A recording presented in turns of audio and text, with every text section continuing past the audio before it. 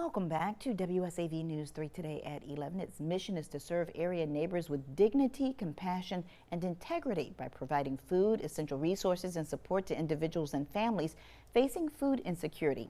For the past 5 years, WF Neighbors Feeding Neighbors, a local grassroots organization, has met the needs and long-term challenges of underserved communities and the working poor. Charlene Keith is the nonprofit's founder. She joins us now with a call to action, and that call is you need a standalone place. Yes, ma'am, we do. We do. First of all, thank you for having me here. Oh, thank you so much for coming. Yes, ma'am. We do need our own building. Right now, we're working out of a donated space, but we have outgrown that space. So we need somewhere where we can have our kitchen, or we can build out a kitchen where we can adequately serve our neighbors. Yeah, so right now that space is White Bluff Presbyterian on White Bluff Road, and you have to whom much is given, much is required, and now you're asking the community for their help, not only in volunteering and donating, but helping you find a permanent place, because you have to consider volunteers, the people you serve, parking, things of that nature, a kitchen. Yes, yes, ma'am. So we serve anywhere from 85 to 165 neighbors a day. Wow. On a slow day, we serve 100 neighbors. And we have just simply outgrown that space. We need storage, like you said, a kitchen. We need offices, we need parking. We need a place where we can put our items up and leave them there.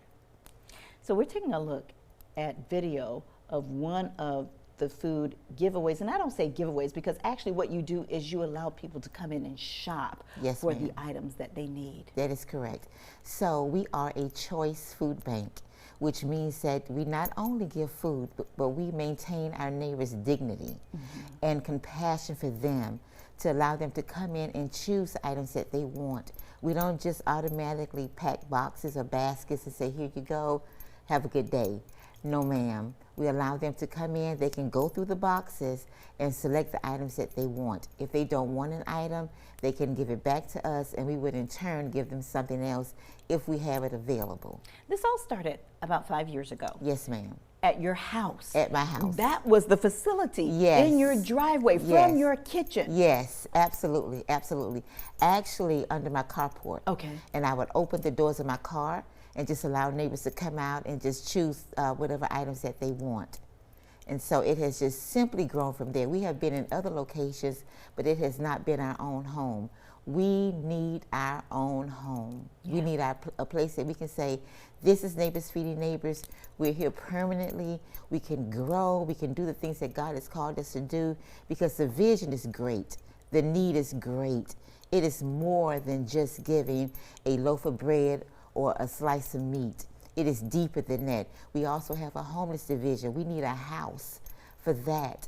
It is very detailed, and I'm very passionate about it. It's a place that we need, and I am asking. I'm not begging, but I am asking, please, neighbors, if you have a facility, a warehouse that is unused, a church building that is unused, by all means, give it to Neighbors Feeding Neighbors. And it's very emotional for me. And so I apologize if I shed some tears. But that's okay. And it's emotional because you've been there. Because this is where it started, because of your need. Yes, and then you seeing the needs of the other people around you. Yes, ma'am. The need is not getting smaller. The need is growing. It is growing. From serving 3 neighbors from underneath my carport, I look every day and see neighbors come in. Our Welcome Center manager, Ms. Dawn, tells me every day, Ms. Charlene, we have 7 new neighbors that came in today. We have 8 new neighbors come in today. You know, some days we have as much as 15 neighbors that are going through food insecurity, furniture. They need furniture and clothing and household items, and we're there to meet their need. And we need a house.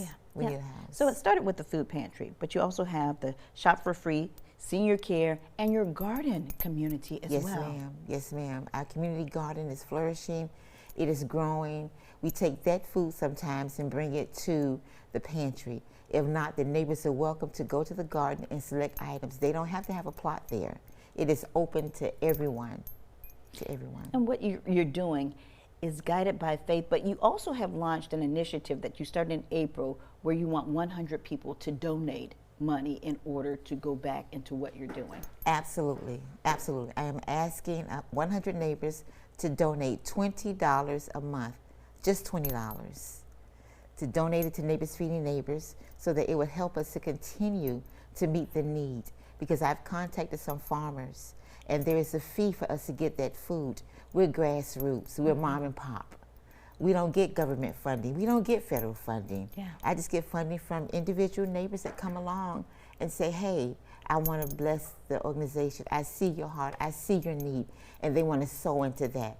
Other than that, we don't get federal money. Right, and you depend on a lot of volunteers.